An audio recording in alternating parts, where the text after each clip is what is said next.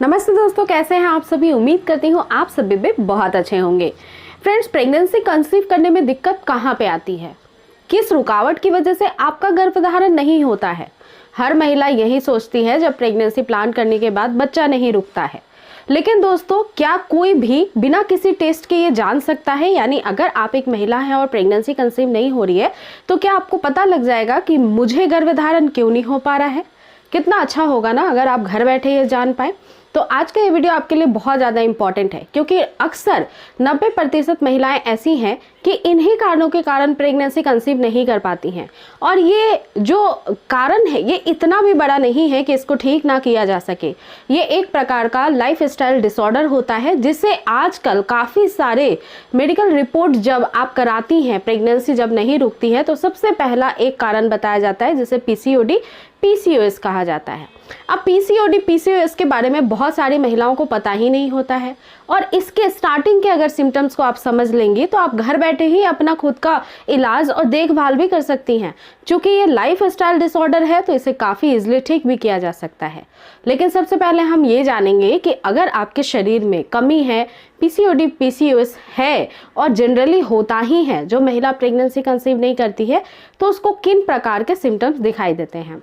सबसे पहली बात कि आपके शरीर में एंड्रोजन नाम का हार्मोन बढ़ जाता है, और इसके बढ़ने की वजह से जो प्रेगनेंसी सपोर्टिव हार्मोन्स होते हैं, जैसे एस्ट्रोजन और प्रोजेस्टेरोन कहा जाता है, ये घट जाता है, जिसके कारण आपका ओव्यूलेशन टाइम पे नहीं होता है। और एंड्रोजन हार्मोन जो है वो बहुत कम मात्रा में महिलाओं के शरीर में पाई जाती है। ये ज़्यादा से ज़्यादा भारी मात्राओं में आपके पुरुष पार्टनर के शरीर के अंदर मौजूद होता है। तो जैसे ही ये हार्मोन्स बढ़ने लगता है, सबसे पहली दिक्कत शरीर में ये आएगी कि आपका पीरियड्स इनरेगुलर हो जाएगा, यानी पीरियड्स अनियमित आने लगेंगे। जो डेट फिक्स्ड थी आपके पीरियड्स आने की, उस डेट पे पीरियड्स स्टार्ट नहीं होंगे। इसका दूसरा सबसे बेहतर और सटीक आपके शरीर में देखे जाने वाले परिवर्तन में आपके शरीर पे अनचाहे बाल का आना, यानी आपके गाल पे, आपके चिन एरिया पे, ठुड्डी पे बाल आना, मूंछों पे बाल आ जाना और भारी मात्रा में आना। पहले ऐसा नहीं दिक्कत था, लेकिन अब हो रहा है, क्योंकि ये हार्मोन्स के बढ़ने के कारण होता है।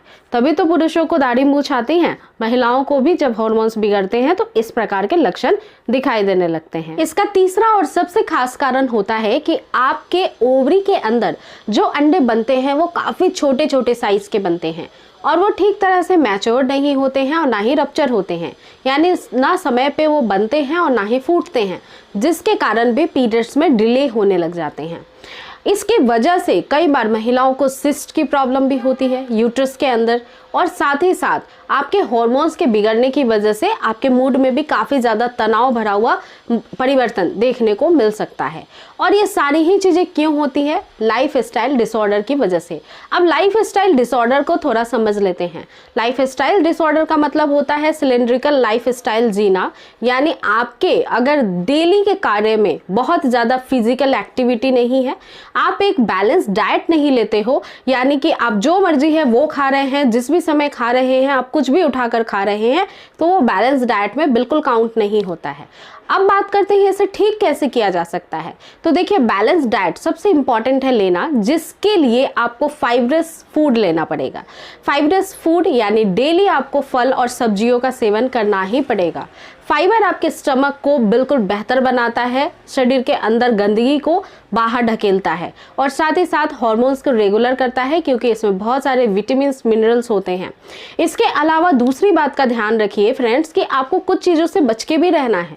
जैसे कि आप पहले जो भी हैबिट थी खाने की, उसमें चेंजेस करना है, मीठा कम करना है, रिफाइंड शुगर यानी सफ़ेद शक्कर जो घर में मौजूद है उसका सेवन कम से कम करना है।